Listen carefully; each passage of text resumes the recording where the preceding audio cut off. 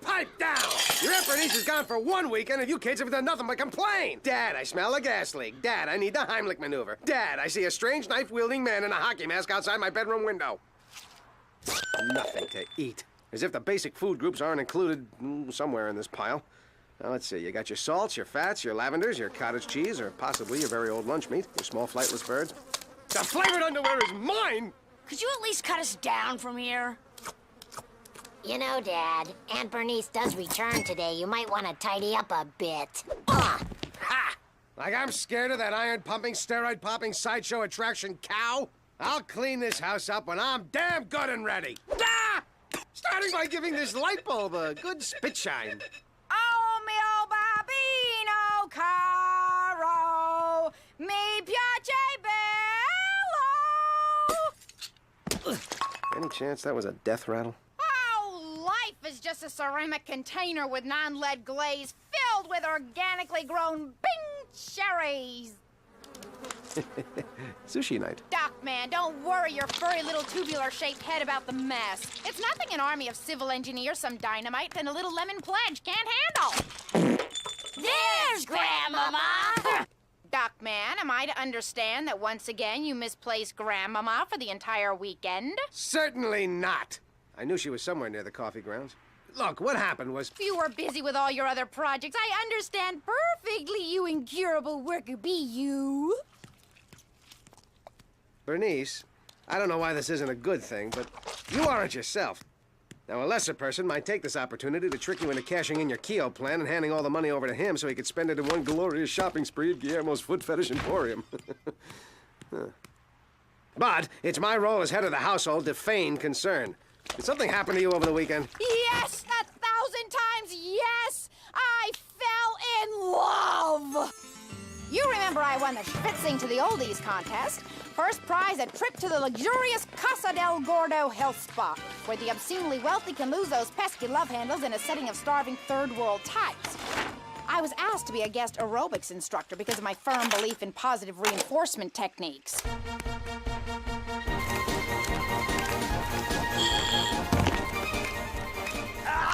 Then I saw him from across the room and was instantly transformed into a flirtatious little schoolgirl. Hey, you in the mortician outfit, you just gonna stand there till your butt's big enough for a trailer hitch?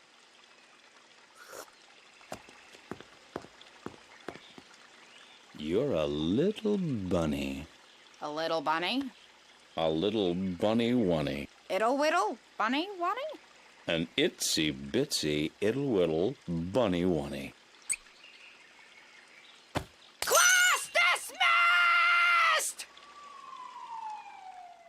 Although we only knew each other a short time, we found so much to talk about.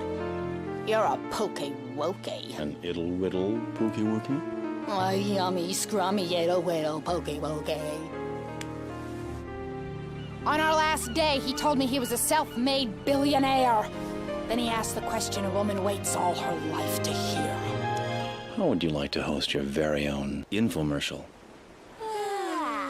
Duckman, I feel like a new woman. Me too. Unfortunately, I'm about $10 short.